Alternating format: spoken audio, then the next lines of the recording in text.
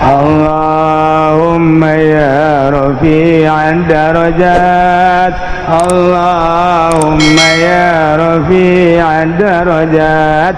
Allah. Syekh Mansur, Syekh Mansur Cikadueun. Terus manehanana ke Mekah, di Mekah terus ibadah cek manehanana dekat Indonesia dekat Indonesia kan naik kapal kebal baheula makan naik kapal cai angkleng-angklengan sabulan sedangkan urang ieu teh dekat dia dipanggil ku urang Banten berangkatnya melalui sumur Zam-Zam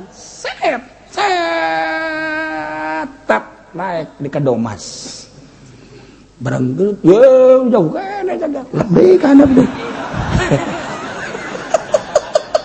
coba ya tempat kelalagaan, masya Allah karim, masya Allah di Kadomas mantap ayat tak urut sumur dah eta teh perlawanan pertama kedua kali si kedua Cibulakan muncul nggak kaget lantaran nggak buncal munajat ke Gusti Allah cek Gusti Allah Mansur tah kusia tutup pakai Quran dia mah Quran ulah lo ngomong tutup pakai Quran jadi batu Quran nanti disebut batu Quran di Banten batu boga sejarah lain lalagaan tambah turun-temurun orang sejarah kos gitu masya Allah karim mulai tadi Jasa Mansur panjang lah mundongeng nama segala Cikomoro panjang lah langsung nyana diundang ke Gunung Karang ke Sumur 7 naik nyana ka luhur naik lain make suku maka babacaan la ilaha illallahul jalilul akbar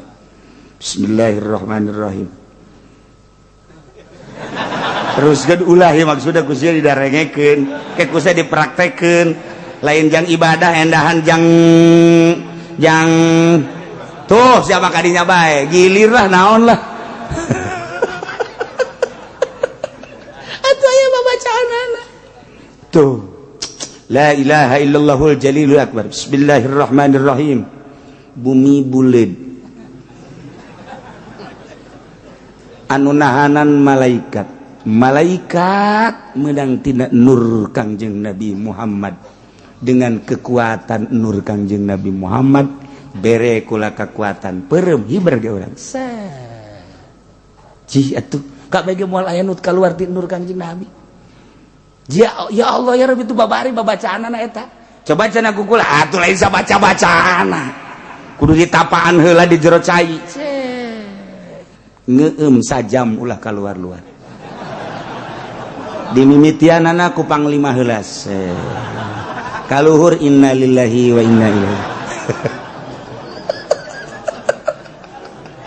kula eta moal pikuateun moal bisa Syekh Mansur mah Syekh Asnawi kemudian atuh kabeh Syekh Abdul Karim Syekh Manokati atuh dibere kuat ku Gusti Allah tek kuat naik nyana ka Gunung Karang ge atuh lain lempang hiber encan dijamak ku manusia baheula datang ka luhur pas waktu salat zuhur Allahu akbar eueuh cai cek cara eueuh cai jang wudu dia tepak tak jadi sumur hiji ngalah wudunya nanti beres sholat zikir ke Allah sambil zikir ke Allah kumaha lamun aya batur ya dek ngalah wudu di dinya caina leutik di dinya nyeun deui jadi tepak deui tak aya deui sumur ngadenge dongeng mah ditarepakan kitu nya urang mah pan nyeun sumur geus kikian Deres sama kikian ge 10 meter 12 meter zaman urang baheula ku hari kapan make mesin konceng tilu poe can mangi cai saminggu nya gandeng tatangga kabeh geus kararieu bae konceng durut geus teh datang ka anak udah dapat berapa Mas 50 ada airnya belum ada sial ada juga asin biarin emang tuh urang teu kebeneran masyaallah tapi Syekh Mansur datang ke 7 tek 7 sumur di eta teh jang nyana jang babaturan jang ahli-ahli dinya jang tatangga jang anu zarara 7 nu mantap jadi lamun urang nyaritakeun Syekh Mansur emang kumaha gitu ya Allah ya Rabbi tidinya lah tetap titip panjang dongengna tah ieu sumur 7 digunakeunana ku wari ku jawara lamun datang ka dinya aya cayan geus jagoan kajen ku kumaha mun datang ka dinya cayan nah lan lain-lain sebagainya eta teh keur carita hiber kadua selek yen sumur plak plak plak aya lah 7 dititip ku nyana nah moal dibejakeun tah nu kuari katitipadana aya kan arwahna maksudna sia masuk aju di mana terus kitu endek eta naon tuh sia ka ditu eta kos dari itu kan hebat amat dibere kuat ku Allah bi an nuwaffiqahu lil amal mentang mata nyana teh sapoe-sapoe ting teu sare biasa bae sare sajadina bae keur ngaji los eta ge nanggo si Allah terus sia masuk aju kasinggung lain urang mah kunaon atuh ngaji teh ieu ngap bae wiridan teh ngap bae salat ge nang maksakeun ieu teh oh teh dibere taufik ku Gusti Allah lamun dibere taufik mah masyaallah nu mantap ibadah teh urang teh nu paling hebat mah lain Allahu akbar bismillahirrahmanirrahim alhamdulillah lain eta Allahu akbar bismillahirrahmanirrahim kalawan jebut dengan Allah anu maha rahmanir rahim alhamdulillahirabbil sadaya puji tangtu ka Allah anu mangga lain eta salat mah asli mah tah salat kos kitu mah teh bupati ge kos kitu gubernur kos kitu aya keur salat kabehan santri ge kos kitu kabeh tah salat jajabur tah kos kitu salat jajabur tah salat nu asli mah lain kitu salat model Kanjeng Nabi nu Kanjeng Nabi lamun salat teh cek Kanjeng Nabi teh asa ngobrol jeung Allah sehingga hazan kariweuh kasedih eueuh di bawah salat numantak di mana pusing Kanjeng Nabi mah salat kuncina kan kitu dina hadis di mana pusing baik pusing dunia maupun pusing akhirat pusing agama salat tentrem sebab tas kapanggih jeung Allah urang mah mun kuari keur centrang salat puyeng sabalikna urang mah salat bae ada para ruyang aing kurang tah salat puyeng aing mah reungit ambalayah reungit nyara rocoan ka aing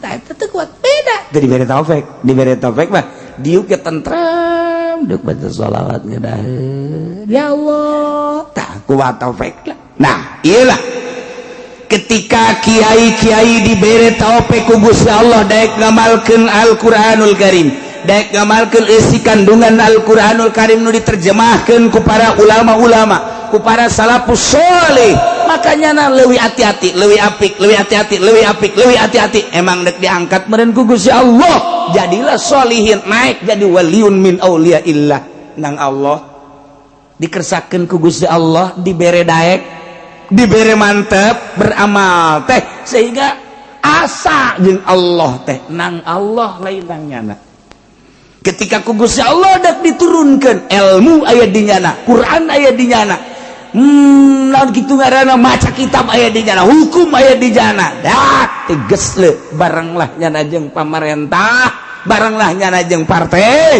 lain jore jeung partaina jeung pamarentahna kudu asal ulah hayang pamerena ulah ngadahar pamerena sebab ieu keur berangkat sabilillah yo jingjing kurang bupati jingjing kurang gubernur sing bener sia dibere duit ulah kunaon emang leutik kudu gede we tolol we ulah urang berangkat ieu urang rarapih ieu Banten urang rarapih ieu Jakarta ulah segala dipimpin ku kafir segala naonan iya teh mah negara tuh sepenting mah jujur bae dek jujur kumaha kafir pugu ka dirina ge ngabohongan bahwa pangeran teh cakna batu ca dirina bae ge gezolimin zolim atuh ngomong ka batur ulah sok ngomong teh di Jakarta kiai boy ini mah kafir juga adil cakna dalil teh podo sero sia mah tuh ku pangeran ge teu ngarti nya dek adil di mana atuh jang dirina ge zolimin zolim atuh kumaha jang batur kararesieun ngomong kos kitu bae ge aing mah ngomong kos kitu ge ieu mah keur jelema bae. Ieu cenah loba, keur dianggap jelema aja ku aing mah teh. Aduh, aya ge panglima di dieu atuh eta prajuritna pan.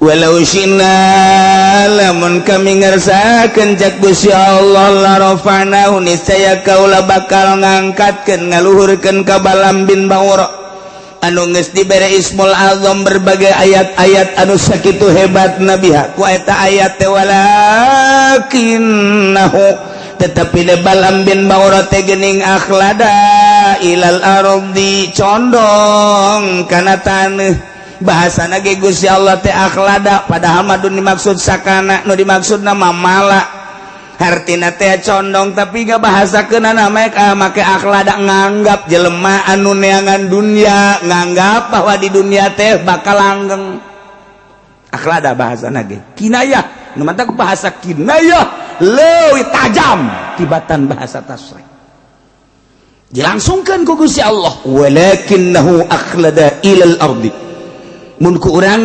disogolkeun tetapi de Balam bin Ba'ura nganggap langgang di muka bumi ieu sehingga ayat-ayat Ismul Azam sakitu hebatna diojol ka dunia mantap kiai mulia eta teh ku Quran kiai mulia eta ku kalam ulama kiai mulia ku rahasia-rahasia ibadah nyana disebut kiai diojol ka partai Golkar goblok teh kiai secuil dunia hila kemuliaannya diojol datang ka dolor kabehan wajib milih Golkar lamun teu milih Golkar sia ujianana cilaka tuturkeun ati Allah wa atiur Rasul dengekeun ku urang teh kiai eta sabaraha taun kakuatanana ujianana ngubrus ka sumur parem bener sadaekna bahaya tuh ngomong teh atuh sederhana bae sih cara kipu doli endek mah maksudnya sederhana bae itu dulur gitulah atuh aya waktu mah urang hayu bae darah rukung lingsem he kalem atuh jeron mah akur ya Allah ya Rabbi Masya Allah menghanyutkan itu mah itu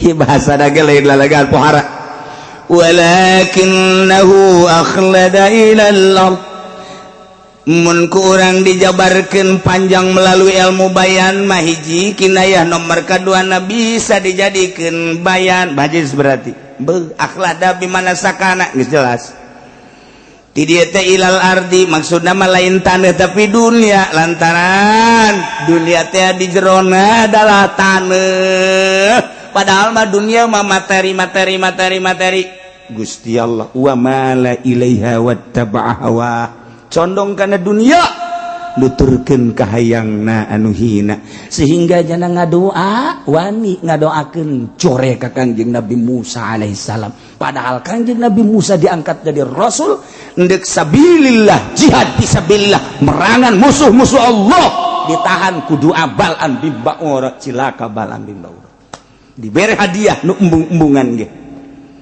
eta kan ti Balam bin Ba'ura atuh naon salaon bedana jeung kurang guar kiai muntah tadina nu beneran ge haram deketan ku bupati haram deketan dibere haram dak deketan deui dak haramnya kos itu teh deketan rada gede eta mah kumaha sararia bae dak janganlah atuh geus kitu geus beda jasa cak saha haram deh tuh si aya dalil lah kajian kumaha ge ya kiai tinggal nungguan we waktuna tinggal nungguan waktu keur ieu mah dulur eta teh ribawi kos kitu teh bunga bang teh riba haram sia kredit anu dua akad haram sia we datang ka dinya aya pemerintah teh budak eta teh haram sembarangan nya datang deui ka dinya kiai eta sih haram teh eta mah kieu nya sebenarnya mah jadi maksudnya eta ke maning dirate mah budak ieu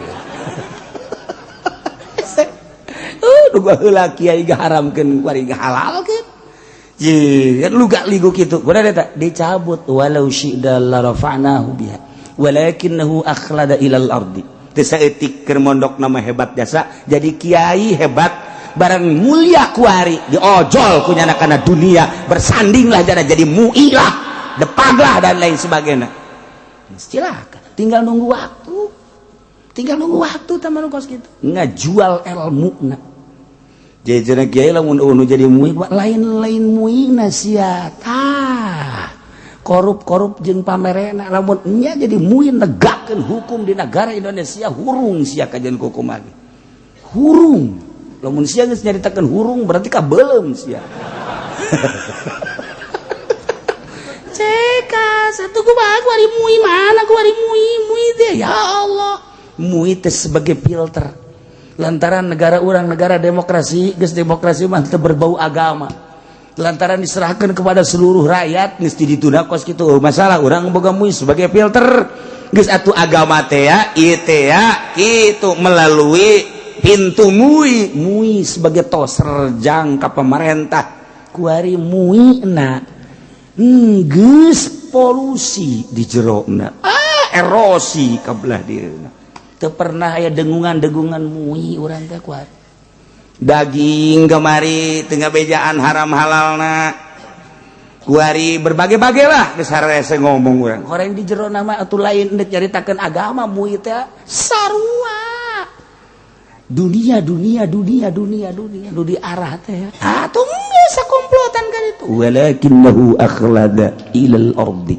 wattaba'a hawa ya Allah ya ieu maka caritakeun anu baik anu dimui ai akhlada ilal ladzi condong kana dunia ma wattaba'a hawahu tigas leu bakalna ataupun dinu partai sarua bae atuh walakinnahu akhlada ilal ardi wattaba'a hawahu induk dunia mah maupun di modern ya namun pasantren modern ai ngaranna mah pondok pasantren tapi anu jelas nama endek akhlada ilal ardi condong kana dunia wa tabahu boro-boro pesantren modern yayasan cara urang ge ku ari pondok salapi tapi nu dimaksud mah dunia keneh atuh sarua bae sarua ieu sapira wadah salap dengan ngaranna doang ai ujung-ujungna dunia mah kitu-kitu keneh bae sarua teu saeutik jelema boga pesantren salap tapi orang di jerona mah ngajualan agama sarua ngan teu pati jelas doang salap mah rada deureus bungkusanana rada deureus aing geus modern mah teh geus dunia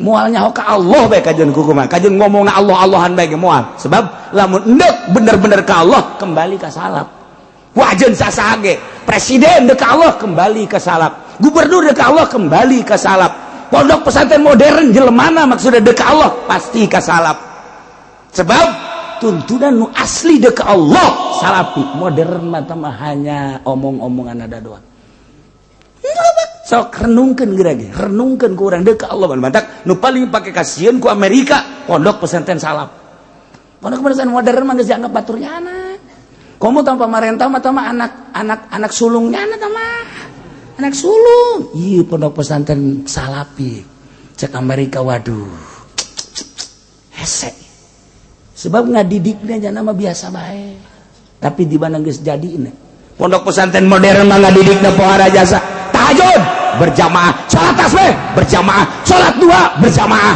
tanyakeun dalilna berjamaah mah yang ti mana teu nyahoeun atuh naon tahajud berjamaah emang pernah kanjeng Nabi tahajud berjamaah baca sholat tasbih berjamaah emang pernah kanjeng Nabi sholat tasbih berjamaah duha berjamaah hei naon eta aya aturanna kumaha sih pondok pesantren mah biasa bae santrin ge berjamaah ge carang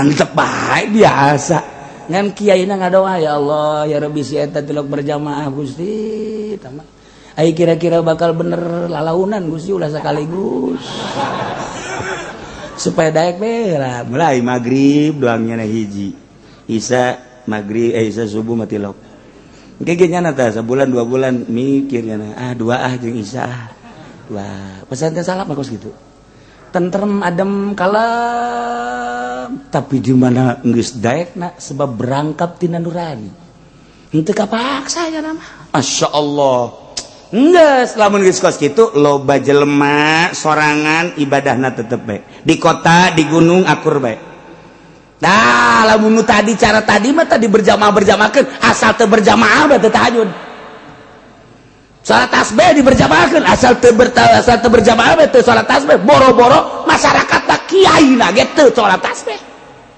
Eta kiai goblok. Nungguan berjamaah bae hayang di kiai-kiai. Kiai nu asli mah tilok. Kiai abi ngiring berjamaah ulah. Sorangan bae sorang horeng tiloknya na ge. Sial teh kiai pisan. Kos nu ikhlas teh kitu. Horeng nipu sarua.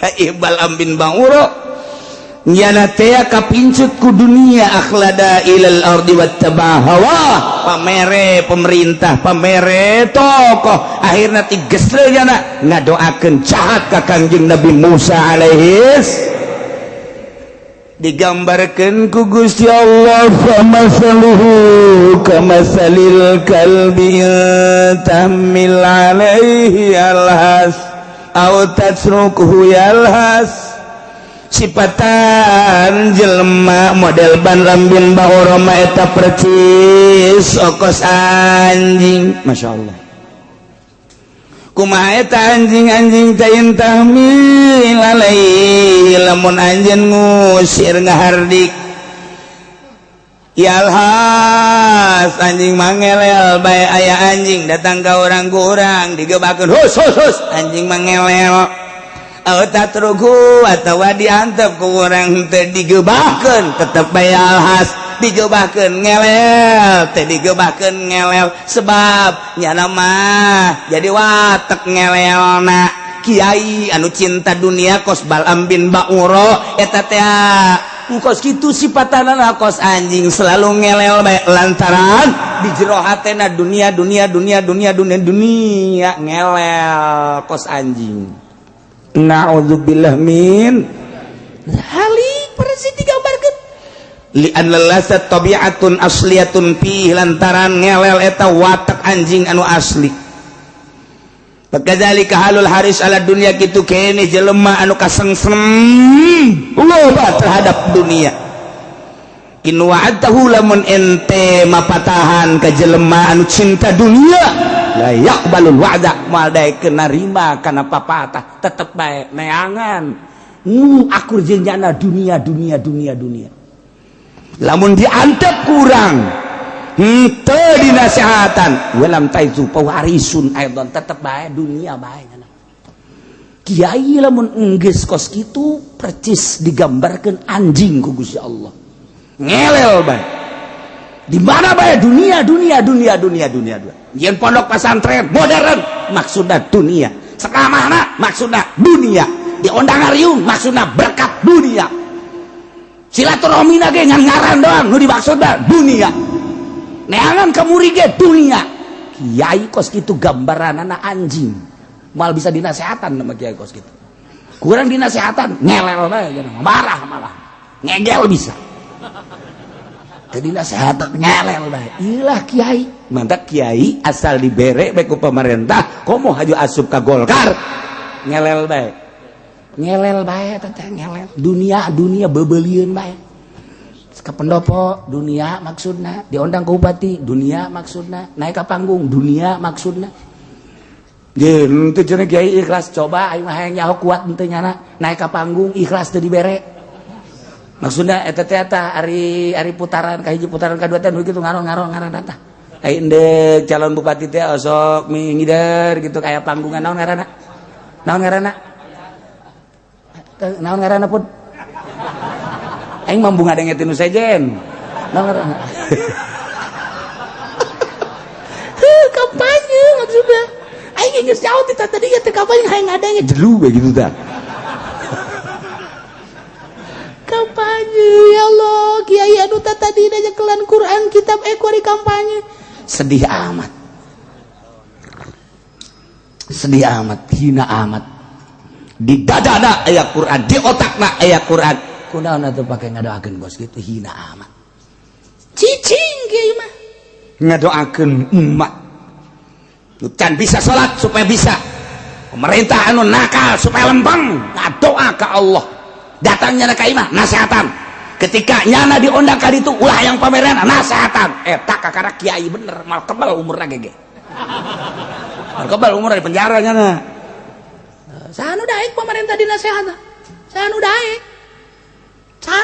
Mata kula embung diondang ge embung belantaran kula mah ieu ngomong bae, hendeukna ngomong bae. Kula diondang misalnya, pernah keur diondang kapan ka Polres. Kula diondang ke Polres. Gua nyaritakeun. Salah satu tanda dekatnya kiamat apabila polisi sudah make pentungan. Kula kararieu bae polisi kieu bae. Ajung pamajikan ge pan halaladir tah polwan kararieu bae. Itulah salah satu tanda sudah dekat kiamat. Hati-hati kalau polisi sudah diberikan pentungan-pentungan. Itu adalah sudah ada dari Kanjeng Nabinya, termasuk ahli neraka yang begitu. Aing kebal mal cek aing ge. Kebal mal. Nah sudah sekali ceramah aing di nyana, aing teu hayang 2 kali, tapi keras aku je jantung nyana. Cukup aing masa kali bae. Alhamdulillah datang ku hari teh diondang dong deui. Henteu mah aya ge ngodang ulah cenah ge uji mah kos kitu teu ngeunaheun. Ya teu kahayang aing, berarti keras aku hatenya na cukup aing mah. Terus wasiatkeun ku sia tah ceramah aing ka anak buah sia terus datang ka kuari. Cukup aing mah sakali ceramah ngeretek kabehan. Beres geus. Tapi tayang 2 kali geus. Aya ki podo 5 lain. Maksudnya supaya sekali deh, alhamdulillah gitu kan. Lain deh. Lain ki podo 5 sia ge sarua. Ngan aya nyana bae digigir ieu. Jadi kiai betah jasa temang di pendopo bae, di Polres bae kiai na tau ge, kiai teh bener. Kiai bener moal kebal. Moal kebal buktina aing sakali doang. Aja cenah bejana aing dibahas bae terus bae sababaraha minggu eta materi teh dibahas ini begini pertimbangan. Hayu ku sia kaji anjing mah aing mah teu boga pikiran naon penting sia balalener. Alhamdulillah kuari. Asal ka imah kula betul mawan ka sakarieu teh eta. Sicarekan cenah ku kiai. Ya teh di hadis teh juga tuh kos kitu dibejakeun bae ka jarang geus. Beres.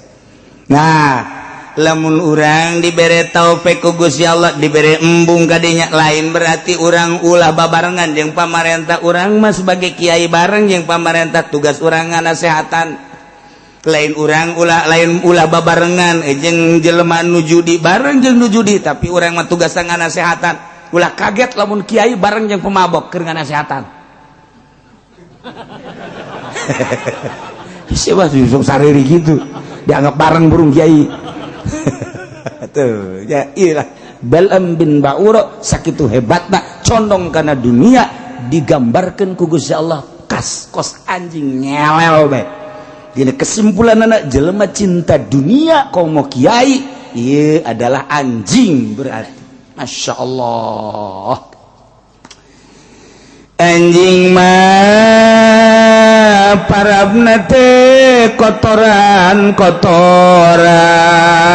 di mana-mana hanana lapar naon bae tai-tai ge kunyana di dahar bangke ge kunyana di dahar bangke tai kunyana dileg-leg ke nyana utah-utahna ge dileg-leg deui eta lah gambaran anjing.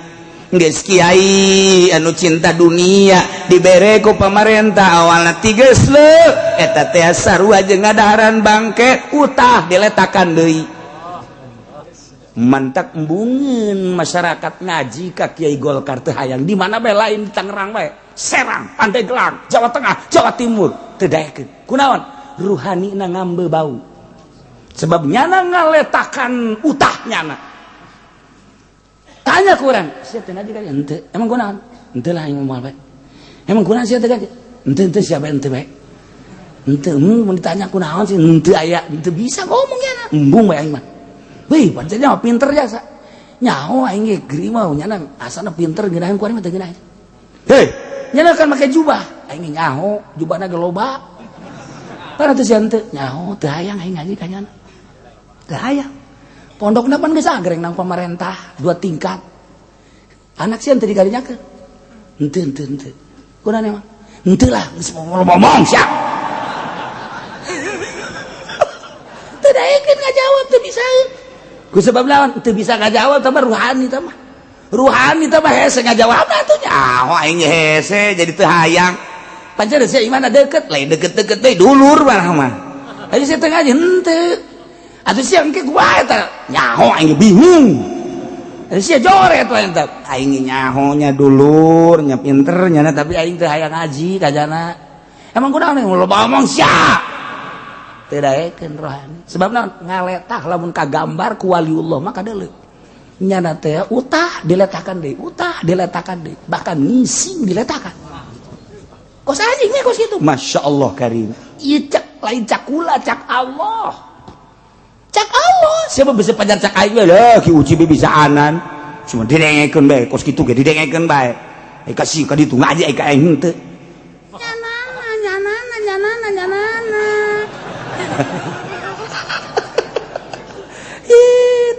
famasalu da bejakeun ta kanyana famasaluhu kamasalil kalbi tahmil alaihi yalhas aw tatruku yalhas anjing mah mawa barang dahareun ngelel digebahkeun ngelel lapar ngelel diantep ngelel tanda bahwanya nama selalu ngelel geus kiai anu cinta dunia kos Bal'am bin Ba'uro eta teh selalu ngelel bahkan ki Bal'am bin Ba'uro mah dibuktikan nyata-nyata letahna ngelel datang ka dada bukti nyata teh mah ngelel bae nya Kiai nu kuari henteu aing ngelel mah henteu ngan maknana makna ngelel mantap ka kiai bener ngomongkeun bae di mana bae ngomongkeun bae nya mah ngomongkeun bae sebab bensinna teu beres bensin teu ngomongkeun ngan kiai Allah mah diomongkeun malangkeun nya mah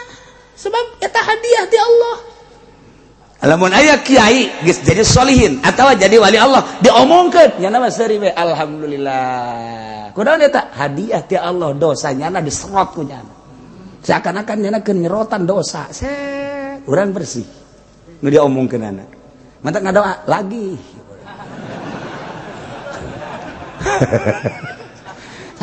moal robah ku diomongkeun moal robah ku dihasudan moal sebabnya nya nama geus teteg Allah hiji bae masya Allah ieu gambaran anjing lain lalagaan na'udzubillah min dzalika masalul qaumil ladzina kadzabu biayatina sifatan-sifatan eta lah nu tadi dicaritakeun anjing teh intahmil alaihi alhas aw tatruku alhas eta sifatan kaum anu ngabohongkeun ka ayat kaula nu agung jelema-jelema nu ngabohongkeun ka ayat-ayat Allah eta percis okos Bal'am bin Ba'uro Bal'am bin Ba'uro teh digambarkeun ana anjing anu selalu ngelel digebakeun ngelel diantepkeun ngelel mawa dahareun ngelel lapar ge ngelel bae Muhammad faqasusil qasasa la'allahum yatafakkarun caritakeun ku anjeun Muhammad al-qasasa dongeng-dongeng ieu teh caritakeun Muhammad ka para Yahudi dongeng Bal'am bin Ba'uro anu digambarkeun seperti anjing yakni kesimpulan jelema cinta dunia teh ieu adalah seperti anjing yakni jelema anu ninggalkeun agama ngajual agama eta teh percis kos anjing Muhammad faqasusil qasasa bejakeun dongeng-dongengkeun ku anjeun Muhammad ka para Yahudi khususna umumna ka urang kabehan maksud la'allahum yatafakkarun manawa para Yahudi teh berpikir bahwa jelema nu cinta dunia teh horenganan gambaranana anjing anu kadituna lamun nyana tadabur mikiran tafakur ayu minun engke nyana bakal ngimankeun ka Allah nu tadina Yahudi percaya ka Uzair jadi percaya ka Kangjeng percaya ka Allah nu tadina Nasrani percaya ka Tritunggal engkena percaya ka Allah ka Kangjeng Nabi urang ge kuari nu tadina teu percaya supaya percaya ka Allah atau urang mah geus percaya nu tadina ngambang-ngambang kuari jadi mantep teh tadi dimaksudnya supaya mantep oh orang dunia mah kos kitu nyilaka mentak ad-dunya ra'su kulli khotiatin. Dunia adalah pangkal daripada kejahatan dunia. Akibat dunia tipoleset urang. Masya Allah. Iyalah gambaran Bal'am bin Ba'uro, anjing nu selalu ngelel. Yes, sing ada sia ke deui beusi aya Kiai Golkar, awas aya anjing, awas sia. Bahaya sia ulah kitu. Ke aing nu ditakolna mah. Parangsana atau aya mui, tuh awas anjing. Ulah. Aing mah cenah hadena lain mui, hadena lain Golkar, aing mah ieu mah PKB. Anjing bapana. Ieu mah PDI cenah beuwana ieu mah. Anjing kabeh. Kecuali lillahi ta'ala. Kalau mandek nanya baik, kira-kira nu di partai kiai aya udah lillahi ta'ala. Sok nyanyawanan siapa? Can dibere nyaho can nyaho geus nyanyawanan. Sogol sia teh sopan sia. Ai mah kieu bae atuh ayeuna mah geus aya kos kitu sia mah lah. Geus pangnyontoankeun bae coba kiai saurang bae nu mana kiaina. Tuh pan neuleuh ka dieu kabeh heran ieu mah. Pajar nya bae. Keur ieu.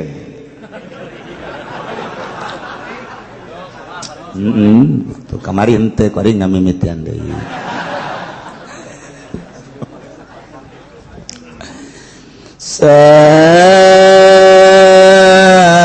Masalanil qaumul ladzina kazzabu bi ayatina wa anfusahum kanu yazlimun. Allah alam bemorode panggoreng-goreng nasipatan kaum yani jelema nu ngabohongkeun ka ayat kaula nu agung ceuk Allah oge panggoreng-gorengna kaum mah anu kanu yazlimun anfusahum anu ngazalim ka dirina eta lah pangjore-jorena kaum teu percaya ka Allah jahat zalim ka dirina. Percaya ke Allah, cinta dunia sehingga ngagesle cinta dunia mengkol akhirnya tengah hiji jeung nu bener koski Bal'am lain kuduna mangadukung ka Kangjeng Nabi Musa alaihissalam dalam rangka li'ilai kalimatillah sabilillah endahan nyana nu ngahalangan jihad na Kangjeng Nabi Musa berarti bertolak belakang datang ka kuari jelema cinta dunia jeung kiai-kiai anu beneran tengah hiji bae kiai ieu ka ditu ieu ka dieu kiai ka ditu ieu ka dieu di jero hatena adalah cinta dunia.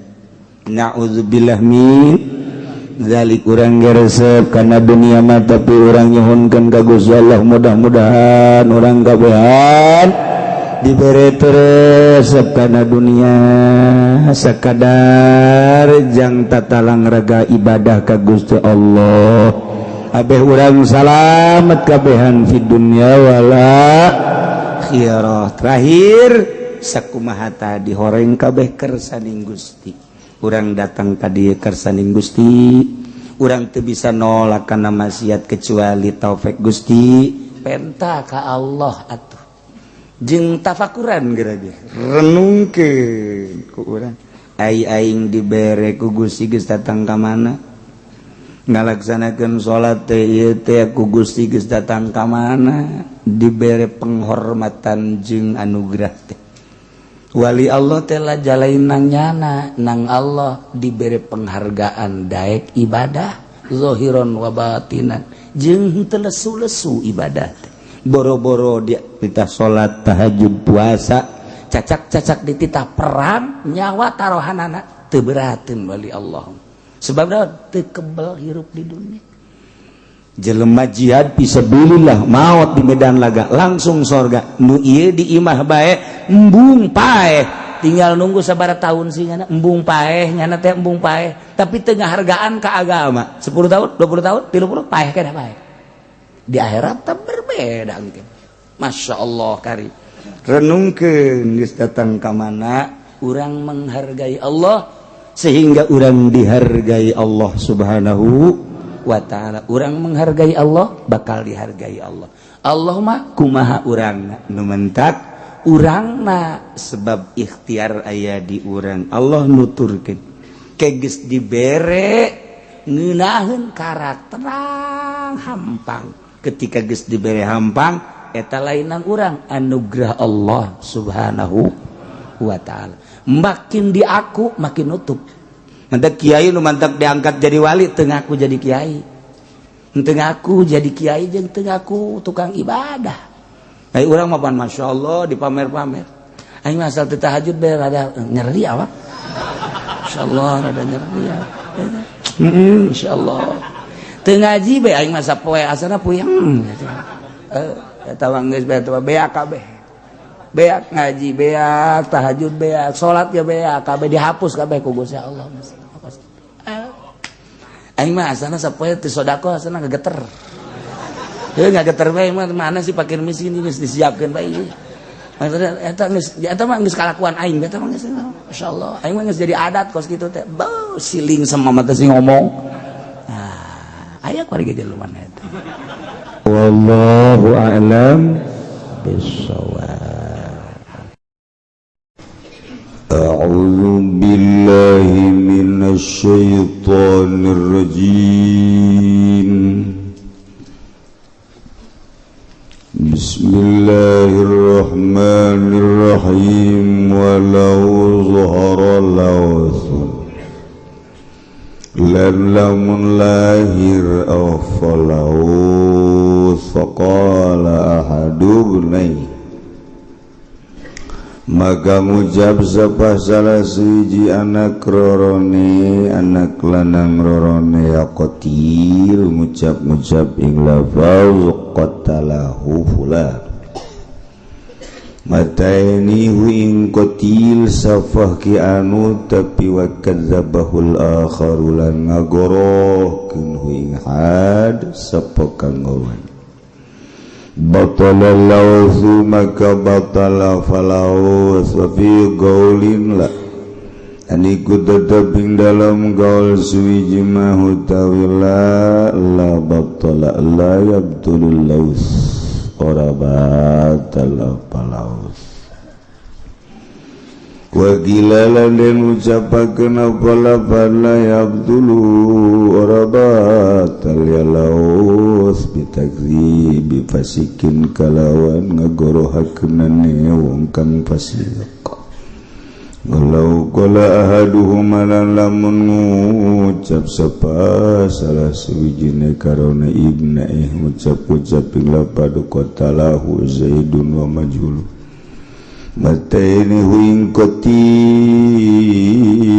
sapa ki zaid lan kang den samar Ogala la kharulan ngucap sapa kang wene ngucap ing lapad amru wa majulun mata ini huing qatil sapa ki amrun lan kang den samar kena tu halapa kulun alaman ayana maka sumpah saban kang sawiji ngatasi uang kang nyatakeun nyaman uing qatil walahu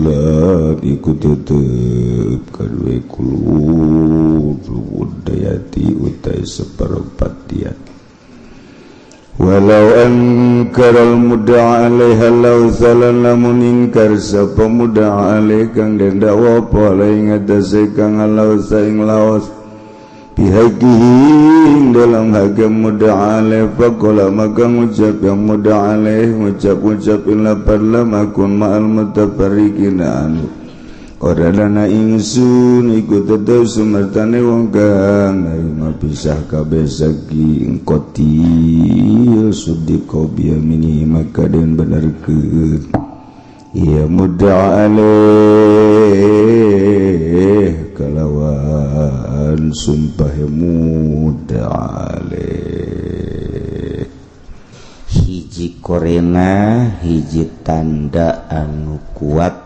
mengarah karena seseorang anu melakukan pembunuhan terhadap orang lain ngaranna laus di teangan data-data otentik babarengan keluarga handetolan terutama anu ngebogaan wewenang nu dipasrahan ku keluarga untuk menyelidik ialah polisi. Sebenarnya mah polisi teh tanpa aya laporan ke neangan mah kudu, tapi di negara urang mah teu lapor mah teu.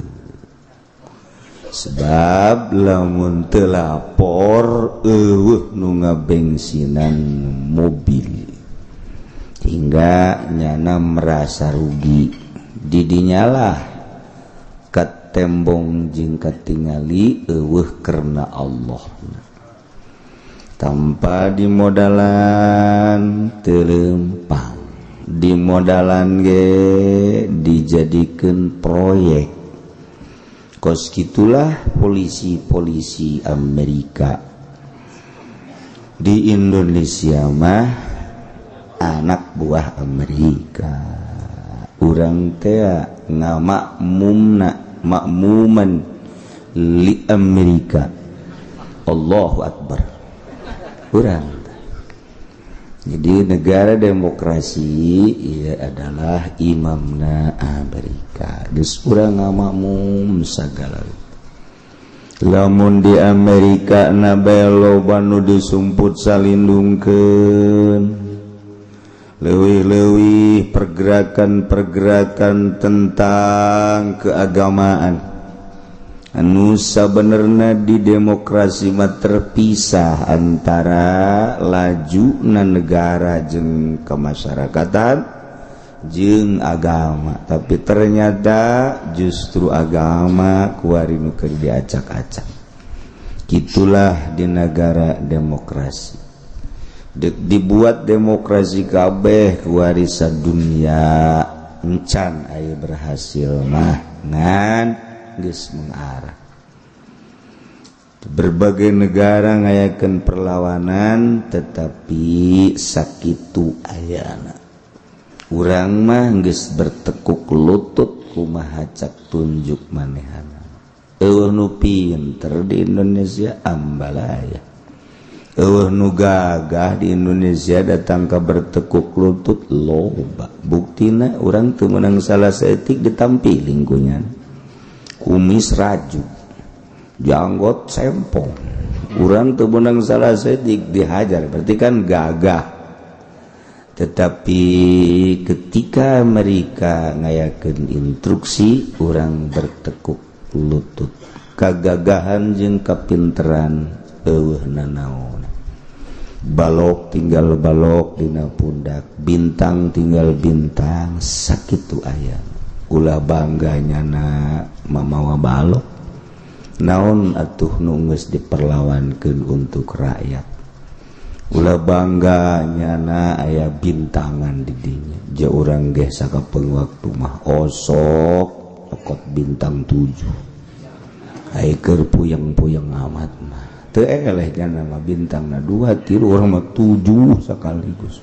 Kadang-kadang overdosis 14 urang mah. Tapi biasa-biasa bae. Jadi urang lamun nyaritakeun nu gagah ambalaya, nu pinter loba. Jeung papada urang berarti gagah jeung pinter teh. Berarti jang minteran jeung jang gagahan. Kok bangga sih? Tuh jeung si itu atuh dek nembongkeun pinter mah. Tuh jeung si itu atuh dek nembongkeun gagah mah. Ulah sok hebat di kalangan di itu atuh mah hebat mah di mana di planet itu supaya ieu kamakmuran terasa ku urang, keadilan terasa ku urang, kejujuran terasa ku urang. Tapi pibuktina gagah tinggal gagah, nu pinter mah neuleuh gagah di urang seserian, nu nyaho mah neuleuh gagah urang atuh seseri ngomong doang sacayut mulai tah cayut tak keluar tah cayut bahasa Thailand tah cayut sial mah ngomong doang saya cayut doang tapi bukti mana kurang lamun dikitu-kitu mah jadi si gaul nu bener tapi sakieu ge alhamdulillahirabbil aya nu daek jadi lurah mun eueuh cilaka aya nu daek keneh jadi camat urang mah bersyukur ka Gusti Allah aya nu keneh aya nu daek keneh jadi bupati pohara lamun neuleuh kana kauntungan pasti bae untung ayalah jang sulap-selapeun mah diturunkeun ka anak mah meureun datang wallahu alam ka incu mah tapi buktina lurah anu teu datang ka incu hartana camat anu teu datang ka incu hartana bupati anu teu datang ka incu hartana semet anak berarti kan teu lurus neanganana tadina ngendeureus aya jangnyana semet anak memeureunan datang di deuleu zahir mah tapi lamun neuleuh kana maknana di akhirat bakal kumaha inggis lamun neuleuh zahirna doang mah pembebasan aya jual sameter aing menang sabaraha persen ti ditu teu dieu nyana nyeget bahkan lain 2 kali dijual jeunkeun suratna jaing malurah ieu tina Avanza naik kana Innova naik kana Fortuner naik deui kana penjara dunia mengenaheun nya maknana di jero nu di dahar kujana nu dipake kunyana nu dipake ngiwan wallahu a'lam bupati di dunia nama pohara wallahu a'lam di akhiratna mun urang neuleuh zahir bae paronjang-ronjang tapi ketika urang neuleuh ka jerona ja urang mah iman pan ka Allah iman ka Kangjeng Rasulullah Muhammad sallallahu alaihi wasallam selalu nu dideuleuh teh 2 pihak zahir pihak batin lamun urang geus boga pertimbangan eta insyaallah urang nu mantak kuari daek ngaji hayang nyaho pertimbangan batin pertimbangan zahir mah geus teu kudu diajikeun di majelis ta'lim cukup neuleuh batur di pasar di lapangan penting memenang keuntungan tapi hayang nyaho pertimbangan batinna lantaran orang bakal balik ka ditu mantak wani sanajan bari eje ngredup-redup nu penting ngawuduk heula sup keur cenghar ge caang nundutan atuh komo keur kieu pokona kerek we kajen kukuman deuh beuteung seubeuh cuaca tiis ngaji teu kaharti mulai geus eleh kotok deuk endogan kuplek geus beres tanya ku babaturan ngaji naon tadi ya sarua bae sia-sia aing bae sapoda bae penting orang menang ganjaran geus beres asal nu ngomong kitu beta asal lu ditanya ke orang naon tadi ngaji lah tuh sarua bae nah eta jelema geus malu PSS tah kos kitu ala kadar jang pertimbangan orang nu mantak hayang ngaji ge jang pertimbangan engke ketika yudaul mawazin diteundeun ieu timbangan-timbangan di akhirat orang bakal ditimbang zahir jeung batin bakal katembong man saqulat mawazinuhu fahuwa fi 'ishatir wa man khaffat mawazinuhu geus disering dibaca geus jango di hartina tapi biasa bae teu daek ngaberatkeun timbangan teh hampang timbangan berat kurang ku amal nah gitulah tempo ku urang ketika urang jadi pemerintah timbang di dunia keneh zahir jeung batin ketika urang jadi pengusaha, timbang ku urang zahir jeung batin ketika urang jadi guru, timbang ku urang zahir jeung batin ketika urang jadi kiai, timbang ku urang zahir jeung batin abeh urang aya dina ridho Allah subhanahu wa ta'ala. Boro-boro anu bener nu salah ge keur nemah mangajerit nyana ge hate nu nyandung ben nu susurian gilir ka dieu suri gilir ka dieu suri gilir ka dieu suri wah nyana keur lempeng mangalamun be leungeunna ge dikapundakeun duanana duit teu boga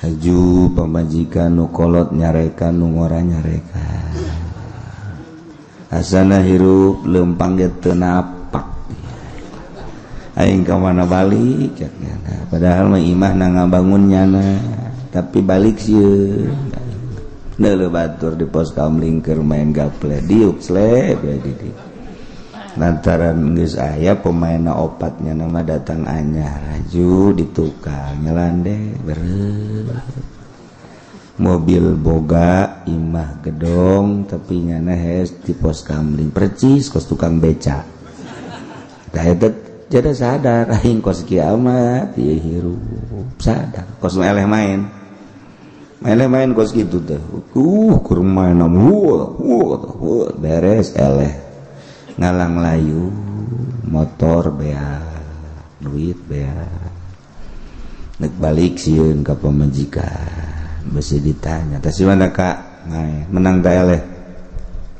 nya eta tuh majikan marah aya menang mah teu marah tolol teh pamajikan aya eleh we marah beuh eta pamajikan solihah eta mah kos ya Allah ya pamajikan udah dek menang dek eleh salah kita digendengan wae lah ka ulah sok main atuh ya urang bakal ka akhirat kamari ge ngaji cenah ge engke di akhirat apa urang bakal ditimbang ji cek salakina atuh sia masia timbanganna bagus kan aing aing geus aing ka neraka tuh sia ka surga tuh sok aja babagi ka kamah kos bapak kolot beta surga terus sia sok kana naonan atuh kan aing mah keur resep terus bae lain kitu ka pan ieu ke hasilna didaharkeun ka kula ulah aya ngadahar sia pokona kongkoro ka diekeun we pake main aing mah pokona moal mere dahar tina main tina naon atuh pokona mah moal we aya usaha henteu dibere napakan teu main eleh dinasehatan marah eta kos kitu eta aya jelema ge ku hari teh aya kos kitu teh teh kudu jauh-jauh aya pokona bae nah ieu urang jang pertimbangan mantak daek ngaji jang pertimbangan urang zahir jeung batin ieu mandek nyaritakeun tentang tanda-tanda nu kuat nu mengarah kana pelaku tersebut benar-benar melakukan pembunuhan laus ngaranna Zaid boga anak dua Umar jeung Bakar kemudian ke Zaid terbunuh dua anak nyana ieu mengajukeun ka nu berwajib setelah laporan ke polisi terus polisi mencari bukti-bukti di sisi tigigir data-data ditampung ke polisi untuk diajukan ke kejaksaan lamun geus diajukan ke kejaksaan engke bakal diponis betul atau tidak bahwa Khalid adalah pelaku dari pembunuhan terhadap Zaid. Jadi laporan teh setelah aya data-data teu meunang urang nyangka tanpa aya data. Laporkan ku urang, Khalid angkep Khalid unggah inge maneh pembunuhna ji cek Khalid teh naon kula ieu nu matak disangka jadi pembunuh terhadap Zaid. Waktu Ki Zaid terbunuh sia make calana hidung, kaos hidung, kacamata hidung, pet hidung, terus kitu sapatu hidung. Pan ku sebab sakitu atuh eta asal hidung-hidung pembunuh. Wah. Ceki Khalid kok jadi kos kieu aing mah tuh make hidung-hidung kan sakadar resep doang kos geng. Jadi aing teh ngan sakadar nyarupaan ka geng. Aing ngebunuh mah teh aing mah henteu. Jadi aing mah sanajan make pakaian hidung ge sapopoena mah di masjid. Nu bener sih aja ditanyakeun. Maksudnya di masjid doang maling sendal aing mah. Oh iya orek ada di. Tapi tetep teu meunang kitu bae. Datana heula. Maka laporan dari kedua anak nu bernama Umar jeung Bakar. Cek Umar telah membunuh kepada ayah saya adalah Khalid. Ai Praki Bakar kakana laporan lain Khalid. Anu ngabunuh mah saha? Ceki Bakar mah nu ngabunuh teh ieu adalah si kitu Waru. Mang Waru. Jadi salah sahiji laporan tina dua anak nu bernama Umar jeung Bakar laporan Ki Umar mah nu ngabunuh Khalid tapi Ceki Bakar mah nu ngabunuh teh Ki Waru.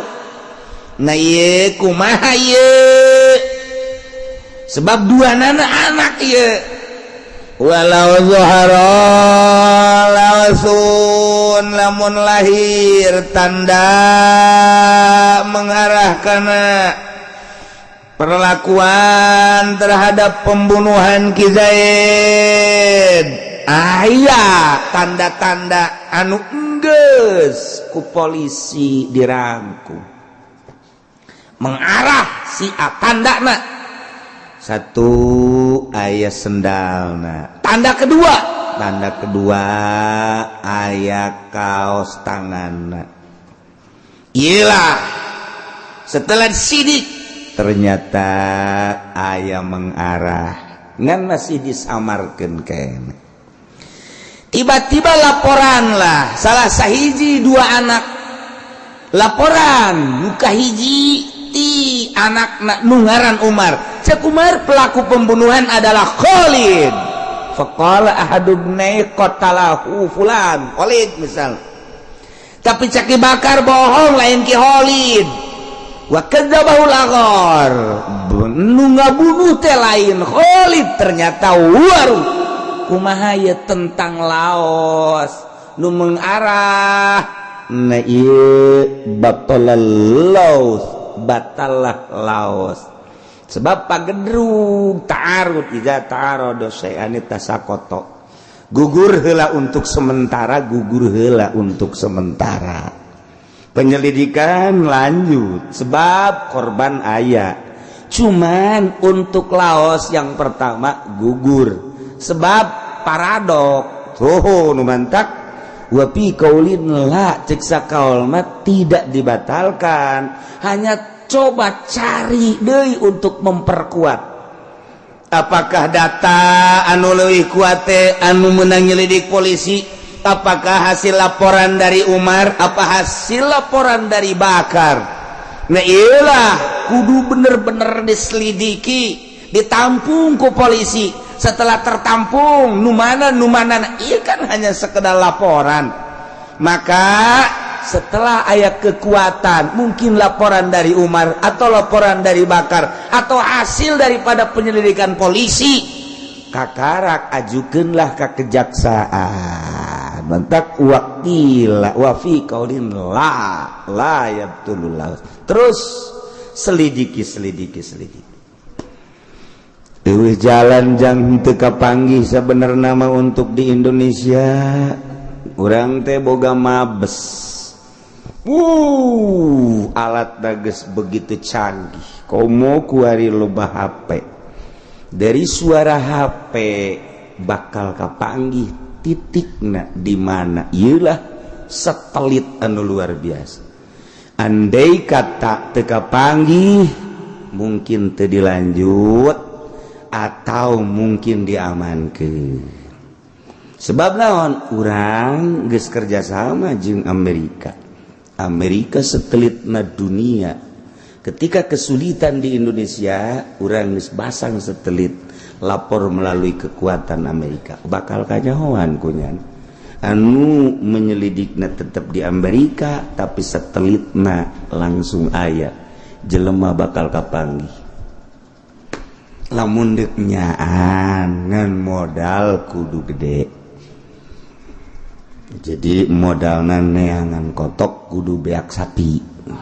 Sakitu wae. Eta lah jalan.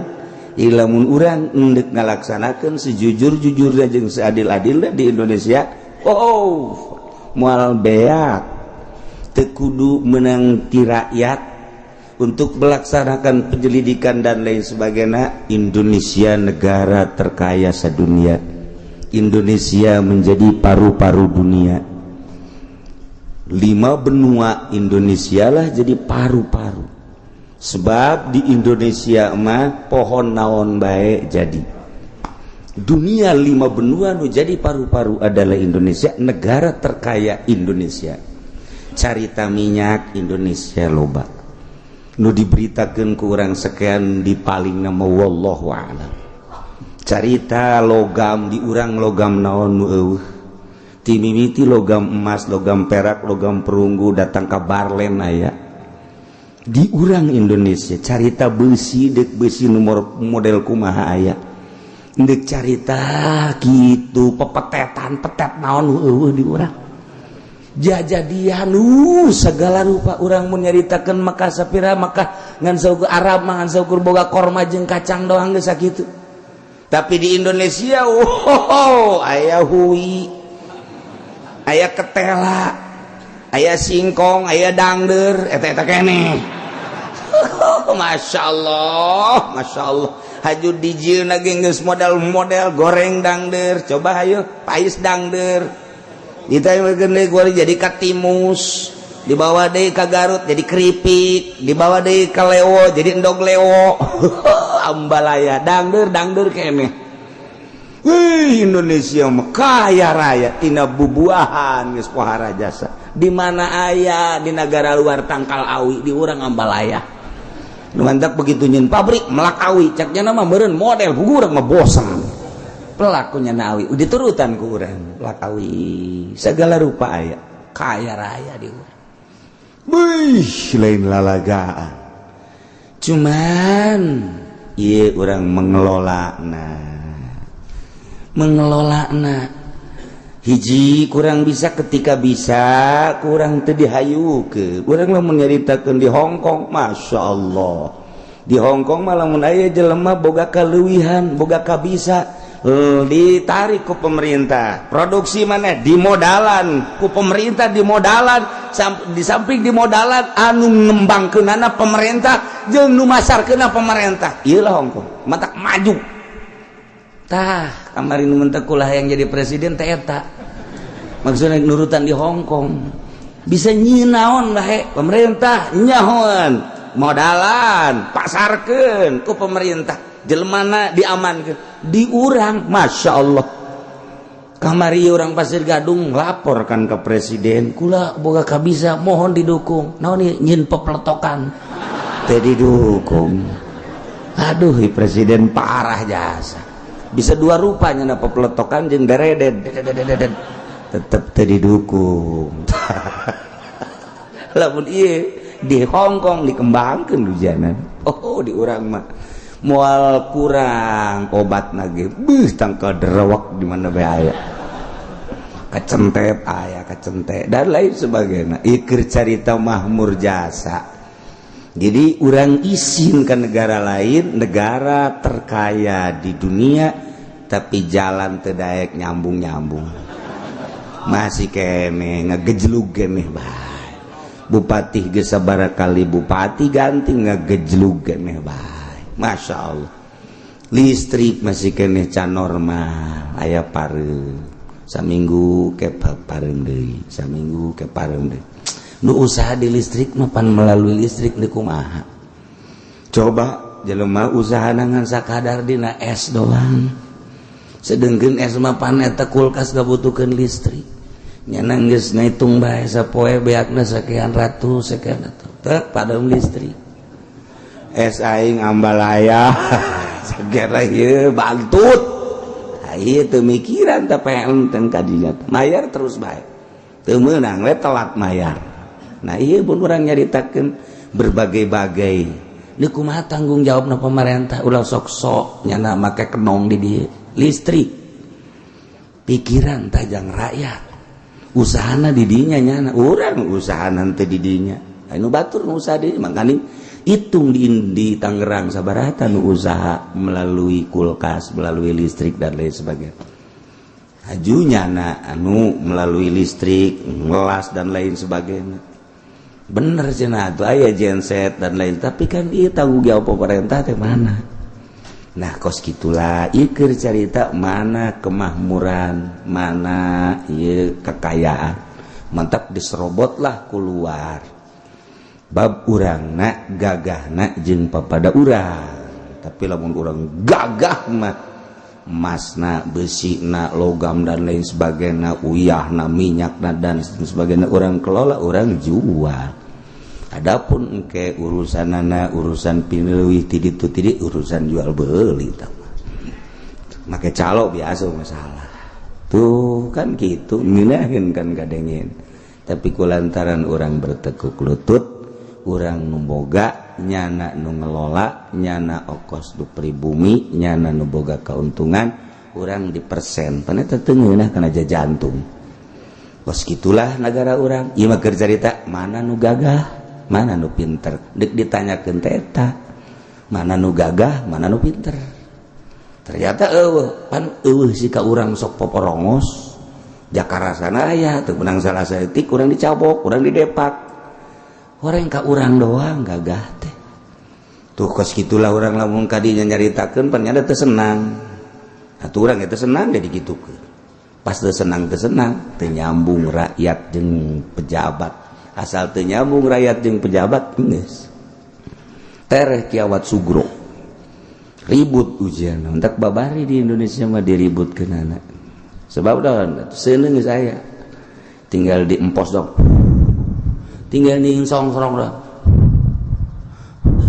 gebrah wah carita nafsu seperti eta. Tapi pada kenyataannya justru Indonesia paling unik. Di negara timur mah gampang, di sulutna gampang, di emposna. Masalah leutik jadi gede perang, tapi di Indonesia geus sabaraha jenderal nu salah, geus sabaraha pejabat nu salah.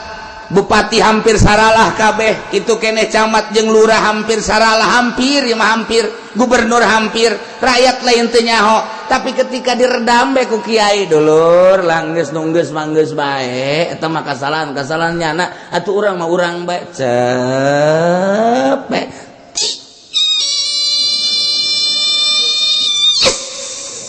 alah batan kulkas Indonesia ji geus sabaraha kali kuari Amerika dek ngadukeun urang jeung papada urang geus sabaraha kali mun nyaho sejarahna turunlah ulama NU kerjasamalah jeung Muhammadiyah redamlah masyarakat salah tinggal salah lamun urang bisa kena diadukeun geus ngagebur di Indonesia mah contohna reformasi bae eta teh kapan tokoh-tokoh siap dur sakedeung hanya berapa menit lengser acak-acakan batur nu jadi presiden jeung nu jadi pejabat toko nu beak tipi-tipina informasi pandu cak cida teh sia lain bae nasib kos kieu jasa ieu TV aing beak supermi aing beak cek geus beak geus kieu lah gampang di Indonesia tapi ketika diredam geus gubernur urang sakitu loba salah nage tetep bae urang hargai nyana putri daerah geus kajen teh diponis ala kadar doang itu emang negara urang ban jelema-jelema urang mengelola sakitu malah geus bae urang hampurakeun kemanyana kaluar di urang angkat jadi gubernur deui bae Ki Pudoli geus siap bae dek di umrohkeun hampura Gusti Allah ge Ghafurur Rahim hei wahara teh Indonesia reda di babariasa di Indonesia lain lalagan teh tiis jasa mantak ngadeketan kiai jang ngaredam redam boh kamari Jakarta lamun teu diredam gua tuh Jakarta lautan api kedua Bandung kan diredam dek nararaon lah urang bere kesempatan bae coba sekadar 5 tahun lamunnya ada keterlaluan geus teu kudu direformasi peunceut habok kitu bae geus bari tenang bae lanang tenang bae tenang diredam ku sababaraha ulama sabaraha kiai tenang bae lanang lah jakabege teu kaluar ti aturan Allah coba hayang nyaho heula nya cek getis ieu Indonesia entak Amerika ge gideg we sial jasa cek ieu aing meresep jasa pun mulu huru hara teh jangan meresep dur kurang obatnya berek wae tah kurang senjatanya berek wae datang ke pihak itu kurang senjata diadukeun nyana-nyana kene urang nu ribut urang nu paeh nyana nu untung jual senjata tuh tapi di Indonesia teu bisa ribut ya senjata nanti dulu emang kada gua punya pepletokan belum digunain dong. Aduh, bingung nggak Amerika? Coba lihat senjatanya ini, itu obatnya apa? Derwak ini.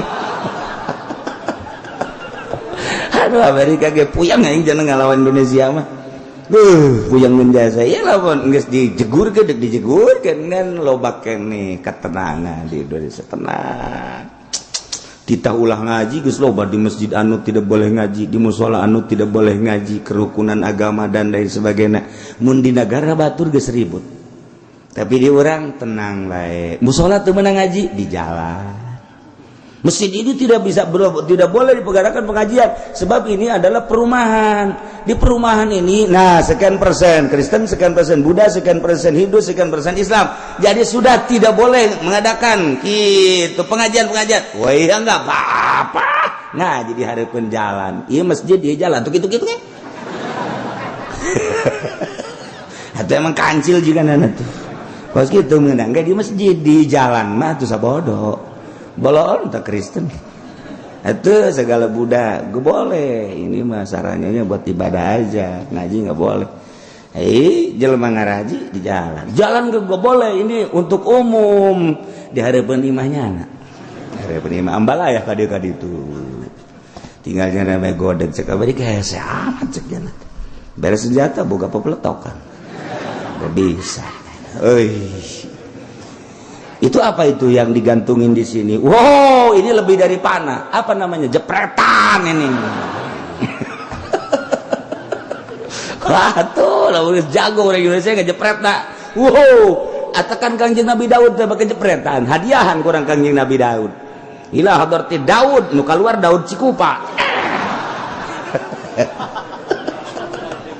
Aduh, Kangjeng Nabi Daud udah dihadiahan teh hadir, Daud Cikupa nu hadir. Guys, pokoknya mah jepretan manteng. Amerika dia bingung ini latihannya bagaimana? Latihannya manggah tetangga.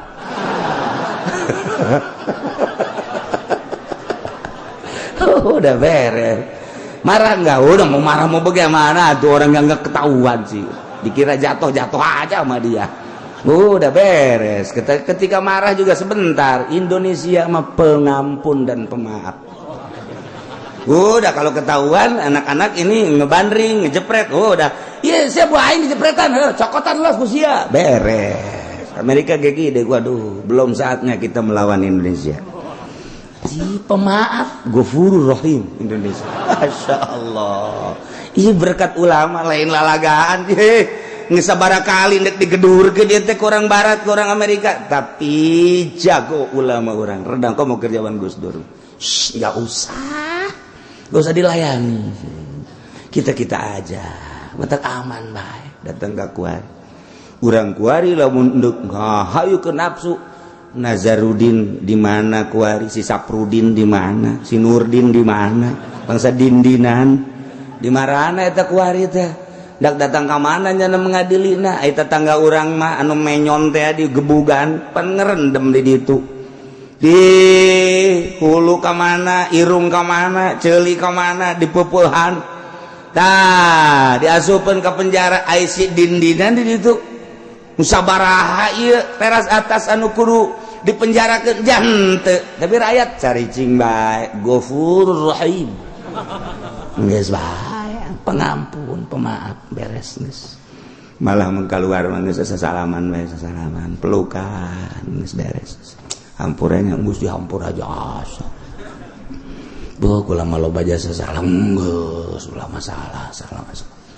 beres geus di urang eta masyaallah hesek neangan cara negara Indonesia teh hesek lain lalagaan dibatur mah ku sebab anak ku sebab tetangga dardir dur mantep di urang mah boro-boro Amerika tukang telu ge teu laku nyana masarkeun telu supaya narluh ben teu laku di urang mah sebab naon kiaina dulur lah nu geus bae itu cenah beuteung makula busung engke ge urusanana paeh Mas siapa ya tukang telu nage lagi teu kudu dibales-bales geus teu kudu kayak jelema datang ki pokona kieu bae ieu mah ku telu saanu anu si anu balikeun bae kiai habek geus kabeh ge menang Allah lain kitu cenah panas jasa kula mah sakeudeung panas ge geus kalem bae engke di akhirat engke bakal diganti kitu nya ke geus atuh ge beres. Ya Allah di Indonesia cak tukang telu sial tak kiai maksudnya ada kena datang ke aing telu aing teu laku bu dipasarkeun di urang telu supaya teu laku tetep bae kiai antep bae ja kabehan ge bakal pararae ke diganjar ganjaranna kanyahoan di akhirat lain gitu cenah kiai asana teu betah amat neangan betah mangke bae di akhirat geus di dunia mah betahna gitu ataupun bagi ataupun geus atuh lagi geus beres aman datang tukang telu oh ieu mah ketelu geus mendingan bales deui bae cak kiai ge ulah cak ieu teh ya ulah nurutan kiai atuh nurutan kiai mah moal beres-beres urang teh lah cak ieu teh ka kiai bae kalau mah santepkeun bae eleh tukang telu teh Indonesia emang kumaha gitu lamun kiai teu gana kesehatan kos kitu dardur ujianan tapi tetap itu pejabat orang cenah korupsi na ambal aja saya terus ditangkap tah orang hampurakeun bae geus masalah di urang masyaallah luar biasa nagarana kaya subur makmur rakyatna kitu pemaaf pemurah hati geus dibatur wara jasa di urang mah ayam mamang pak urang balak langsung urut nu bapak urang harta bapak urang dicokot aya udah 10 tahun indit datang deui ka dieu ngesot niku ieu mama ya oh ya harta bapak dibawaan gitu ieu mendek pokona mah nyangakeun beungteug teu genti goro-gorokeun hampura jasa mamang mah geus teu daya teu upaya heuh tuh mang ka dieu mang geus cicing di dieu jeung alo mang urang sahirup sapae geus di dieu geus mamang dek balik ka mana lain ka Allah mah padahal mah harta bapana bae aku nya tapi waya datang minta hampura di hampura deui bae geus bae ieu motor sa menang saminggu teh motor alot pakainya der teu balik deui sial tah mamang tapi tetep bae deui balik di hampura deui bae. Masya Allah Indonesia pemaaf na lain lalagan nah iyalah orang hirup di negara nu subur tur rakyatna pemaaf alhamdulillahirabbil lantaran naon urang ka Jawa Timur wali ambaleh ka Jawa Tengah aulia Allah di Jawa Barat di Banten loba wali-wali Allah anu tarariis hatena entek urang tetap kerub tadarru urang ka Gusti Allah melalui haul Tuan Syekh Abdul Qadir Al Jailani tiisnya nama hatena ngeunaheun urang ngadeukeutan nyana tiis komo urang ngadeukeutan Kangjeng Nabi Muhammad sallallahu alaihi wasallam mantak makin loba maca shalawat tentrem tiis wagil cek sakaulna layab tulu tebatal laos bitaklibi pasikin ku sebab ngabohongkeun jelema pasek padahal mah jelema pasek teh kapan teu direken cek syara malantaran pasek mah jelema nu kaluar tina aturan syara kulantaran gitu teu bisa dipercaya informasi nanti jelema pasek khuruj antoatilah nu kitu ngaranna jelema pasek jelema nu mabok pasek jelema nu judi pasek jelema nu zina pasek jelema nu maling nu kitu ngaranna pasek geus nyana jelema nu kararitu teh ketika mere informasi eta teh teu bisa dipercaya ceuk syara mah tetapi ketika nyana mere informasi anu akurat aya tanda-tanda kebenaranana bahwa pelaku pembunuhan terhadap Ki Zaid adalah Khalid nyana mere data nu otentik ieulah mungkin bae bisa dipercaya lantaran Khalid nu mantak dilaporkeun sebagai pelaku pembunuhan terhadap Zaid nu ngalaporkeunana ieu adalah Ki Dadap nu pasek horeng babaturanana bisa dipercaya sebabnya lah nu nyaho lukalikuna mentak cek sakaol teu batal diterima ucapan pasek ngabohongkeun nu pasek ge sarua bae padahal nyana adalah jelema nu kaluar tina aturan syara layab dulu teu batal laos ku dibohongkeun ku jelema pasek andai kata aya tanda-tanda tapi jelema pasek gak batalkeun tetep teu batal sebab jelema pasek teu diitibar kitu keneh ketika nyana laporan ieu teu bisa dibatalkeun nu jelas ngabohongkeunana leuwih gede kada teu bisa dibatalkeunana si laos sebab nyana walaupun kuku mahage memang jelema anu pasek kadang bisa dipercaya kadang henteu ngan ketika ngabohongkeun mah ketika ngabohongkeun karena tanda-tanda nu geus jelas nyana memberikan tanda silakan terima ketika ngabohongkeun mah teu bisa diterima tuh aya kos kitu jelema pasek walau qala haduhuma qatalahu Zaidun wa majhulun andai kata salah sahiji ti dua dulur atau dua jelema nu laporan pembunuh terhadap Ki Bakar andai kata nu terbunuh na Ki Bakar ieu aya nu lapor bahwa pelaku pembunuhan terhadap Ki Bakar adalah dua orang nu pertama Ki Zaid nu kadua mah ku lagi kurang nyaho duaan cuman lu hiji mah Zaid cek nu saurang deui lain Zaid nu ngabunuh teh Umar cuman nu saurang deui mah ku lagi teu nyaho jadi berarti ieu dua laporan cek saurang nu ngabunuh adalah Zaid duaan ngan nu saurang nama ieu Zaid jeung sameureun cek laporan nu saurang deui nu ngabunuhna Amrun jeung nu saurang deui ngan nu saurang nama teu kanyawan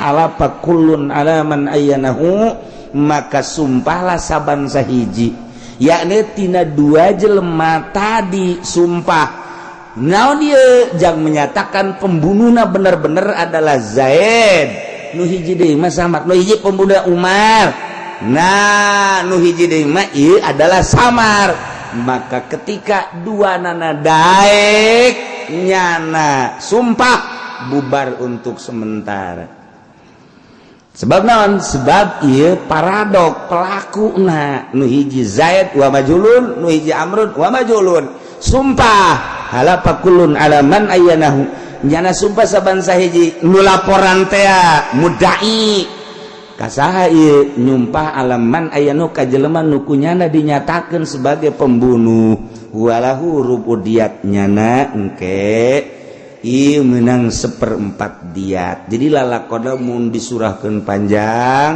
dicukupkeun bae heula sakieu walau ankaro wallahu a'lam bissawab.